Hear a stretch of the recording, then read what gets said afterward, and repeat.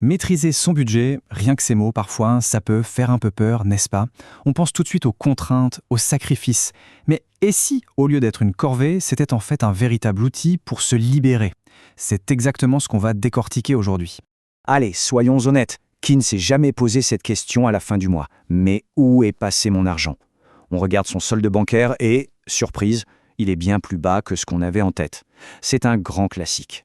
Eh bien, ce sentiment, cette impression que l'argent s'évapore littéralement du compte, ça porte un nom. C'est le phénomène de l'argent fantôme. On sait que les fonds étaient là, mais impossible de retracer clairement où tout est parti. Un vrai petit mystère mensuel. Et ce qui est fou, c'est que le coupable, ce n'est généralement pas une seule grosse dépense. Non, non. Ce sont plutôt une multitude de toutes petites dépenses, celles qui passent sous le radar. Le café du matin par-ci, une livraison de repas par-là, cet abonnement à une application qu'on a complètement oubliée, mis bout à bout, ça commence sérieusement à chiffrer. Et quand on fait le calcul sur une année, accrochez-vous bien. Ces petites fuites, ces fameux rien du tout, peuvent facilement dépasser les 3000 €. C'est énorme. Ça représente un beau voyage, un apport pour un projet, bref, de l'argent qui est tout simplement parti en fumée. C'est là qu'il faut tordre le cou à une idée reçue. Faire un budget, ça ne veut pas dire se priver de tout et ne plus rien s'autoriser. L'objectif réel, c'est de dépenser de manière intentionnelle. C'est de reprendre le volant et de décider consciemment où l'on veut que chaque euro aille. Et l'effet de ce changement est quasi immédiat. En passant d'un mode réactif, où l'on subit un peu ses dépenses, à un mode proactif, où l'on a un plan, on s'attaque directement à l'une des plus grandes sources de stress du quotidien, l'anxiété financière. Savoir où l'on va, même si le plan n'est pas parfait, ça change tout. C'est une sacrée charge mentale en moins. Bon, maintenant qu'on a vu le pourquoi, passons au comment. De quoi se compose un budget concrètement? On va voir que c'est bien plus simple et logique qu'il n'y paraît. En réalité, un budget solide repose sur 3 piliers tout simples. 1. Les revenus, tout ce qui rentre. 2. Les dépenses, tout ce qui sort. Et 3. L'épargne. Attention, il y a 2 pièges à éviter ici.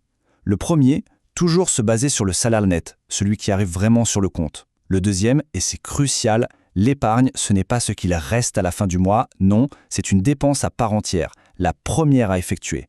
Il faut se payer en premier. D'accord, on a les 3 piliers. Mais comment on répartit l'argent entre eux? Pour ça, il existe une méthode très connue, simple et efficace, la fameuse règle du 50-30-20. C'est un cadre qui a été popularisé notamment par la professeure de Harvard, Elizabeth Warren. Le principe est d'une clarté redoutable. On prend son revenu net et on le répartit comme suit. La moitié, 50%, pour les besoins essentiels. Loyer, courses, assurance, transport, tout ce qui est incompressible. 30% sont alloués aux envies, les restaurants, les loisirs, le shopping. Et enfin, un socle de 20% est sanctuarisé pour l'épargne et les investissements. Prenons un exemple pour que ce soit bien parlant. Avec un revenu net mensuel de 2200 €, appliquons la règle. Ça nous donne 1100 € pour les besoins, 660 € pour se faire plaisir et 440 € qui partent directement pour construire son avenir financier. Voilà, ça donne un plan d'action clair et chiffré. Alors attention, ce n'est pas une loi gravée dans le marbre. C'est un guide, un point de départ. Bien sûr, il faut l'adapter à sa propre situation. Si on vit dans une grande ville où le loyer est très élevé, la part des besoins sera peut-être plus proche de 60%. Dans ce cas, on ajuste sur les envies. Mais il y a une chose qui devrait être non négociable, la part de l'épargne. Elle doit rester la priorité absolue. Bon, assez de théorie, passons à la pratique. Comment s'y prend pour créer son tout premier budget? C'est parti, on y va avec une méthode en 6 étapes très concrètes. D'abord, on joue les détectives. On collecte les 3 derniers relevés de compte. C'est la matière première. Ensuite, on fait le tri. On attribue chaque dépense à une catégorie. Étape 3, on sort la calculette pour calculer les moyennes mensuelles. Puis vient le moment de vérité. On compare sa situation réelle à l'idéal du 50-30-20. À partir de là, on peut fixer ses propres objectifs, réalistes.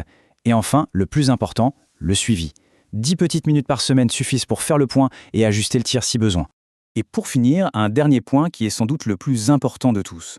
Il faut bien comprendre la philosophie derrière cet outil. L'objectif, ce n'est vraiment pas la perfection. Personne n'est parfait. Il y aura forcément des mois où l'on dépassera le budget et ce n'est pas grave. Un budget, ce n'est pas un examen avec une note à la fin. C'est une boussole. C'est un document vivant qui nous aide à mieux nous connaître. Le but, c'est de progresser, d'analyser, de comprendre et d'ajuster. C'est ça, reprendre véritablement le contrôle de ses finances.